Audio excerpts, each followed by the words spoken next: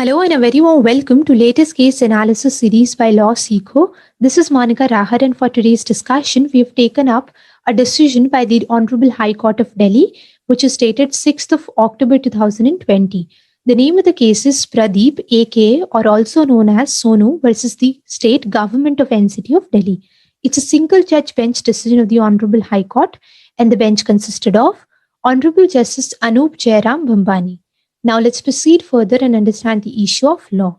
So the court was to decide whether there is a difference between parole granted by jail authorities and that by court order for the purposes of availing advantage of extension of such parole in view of extension order of the Honorable Full Bench of Delhi High Court. So this issue of law will be having more clarity on it as we proceed further with the brief facts. So before we do that, we need to understand one thing. When the COVID-19 outbreak shocked the entire world, there was a huge apprehension among the legal fraternity about one thing, and which was the possibility of spread of COVID-19 among the prison inmates, given the fact that Indian prisons are overcrowded with an occupancy rate of 114%. So sensing this apprehension, the Supreme Court, on its own motion, it ordered the facilitation of decongestion of these jails, and pursuant to it, high-powered committees were also framed in various high courts. And also various high courts passed orders drawing power from this order of the apex court. So now let's look at the response of the Delhi High Court with respect to this order. So the full bench of Delhi High Court, by virtue of its orders dated 13th and 24th of July, along with the third order dated 24th of August 2020, it extended orders of interim bail, parole, furlough, emergency parole up to 31st of October 2020. So the Delhi High Court, by full bench order, it extended the orders of release of these prisoners by all these ways till 31st of October 2020. So now let's proceed with the brief facts. By virtue of order dated 27th of August 2020, the petitioner was granted parole by competent jail authorities, and on 8th of September 2020, he was released from prison and he's still on parole. And then he sought extension of parole, claiming parity with the extension granted to convicts who have availed such parole under the orders of the court. So essentially, the petitioner was claiming that he was granted the parole by jail authorities, and there are certain other prisoners who were granted the parole by court order. So those who were granted parole by court order, their release is automatically extended till 31st of October by virtue of these three orders of the full bench, while the order of parole which is granted to the petitioner and similar cases, they were not extended merely because he was granted the parole by the jail authorities. So now let's proceed with the cases of the parties, so we'll be able to understand the nuances of the case more. So essentially, the case of the petitioner was that by virtue of orders dated 13th and 24th of July 2020, along with 24th August 2020 order of the Honorable Full Bench of Delhi High Court, in the case of court on its own motion versus state and others, the orders of interim bail, parole, furlough, and emergency parole, they were extended up to 31st of October 2020.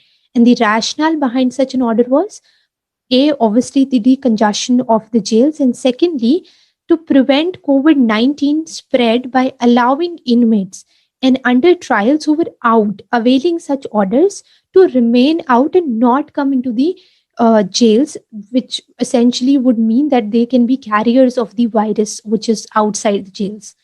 And thirdly, it was contended that the petitioner and others like him who were granted parole not by the court but by the jail authorities, that is, whose cases merited grant of parole without the need to approach the court, should not be put to such a disadvantage, and any distinction between those granted parole by the court order or by the orders of the jail authorities would be a facetious distinction, or it will be a mockery, and the principles of equity, justice, and fair play would be defeated.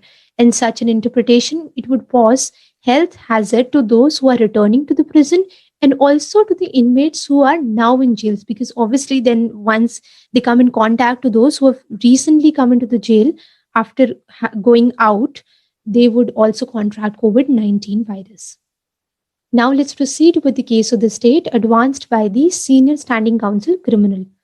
So it was contended that extension of petitioner's parole, it was not opposed in as much as the benefit of extension granted by the Honorable Full Bench, which extension applies regardless of the date of grant of such order, must also apply regardless of whether such order was granted by the court or by the jail authority. And also it was contended that any other interpretation led to anomalous situation which is untenable. Also, the Delhi High Court in its suo motu proceedings was considering extension of interim orders of bail, parole, furlough and emergency parole granted by various courts which are subordinate to it. And fourthly, it was contended that the rationale behind such an order was obviously prevention of COVID-19 spread in prisons, decongestion of prisons as required by the Supreme Court in its suo motu case, which we've already discussed, and also the recommendation of the high-powered committee, which was constituted by the High Court of Delhi. Now let's proceed with the reasoning and decision of the court. So the court noted that in the backdrop of COVID-19 crisis, efforts has to be to serve the purpose for which orders have been made by the Honorable Full Bench, and whether the parole order was made by the court or by the jail administration, it is irrelevant. Matters are escalated to this court by filing petitions only if a person is aggrieved by the actions or inaction of on the part of the jail administration.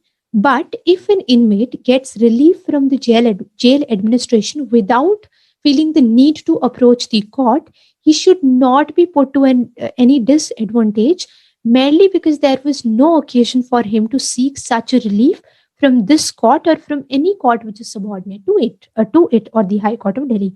So essentially, the court very rightly noted that there are certain prisoners who are in a position to get the benefit of such a release from the jail administration itself, and they do not need the court's intervention. And however, there are certain other prisoners who need the intervention of the court. So merely because the others are getting relief without feeling the need to approach the court, there cannot be a disadvantage put to such a category. And further, the court noted that it would be contrary to the concept of parity if a person is declined extension of an order of parole, furlough, or emergency parole merely because he got that relief from jail administration and not from court. Such interpretation would defeat the very purpose and purport of the orders made by the Honorable Full Bench of the Delhi High Court. And while making a reference to the minutes of meeting of high-powered committee of the Delhi High Court, the court noted that several hundreds of inmates have been released by orders of parole, furlough, and emergency parole made by the jail administration itself. And if such orders were deemed not to be extended by the application of the order of the full bench, then the entire exercise of decongesting the prisons undertaken in compliance of the directions of the Honorable Supreme Court would be rendered redundant or futile. Therefore, the parole granted to the prison petitioner via the order dated 27th of August 2020, it was extended up to 31st of October 2020 by application and operation of the orders of the full bench, the three orders that we've already discussed. That's all we have for this case analysis. And at the end, you may find a list of the abbreviations which you've used in the note. You may refer to them. Thank you for being with us.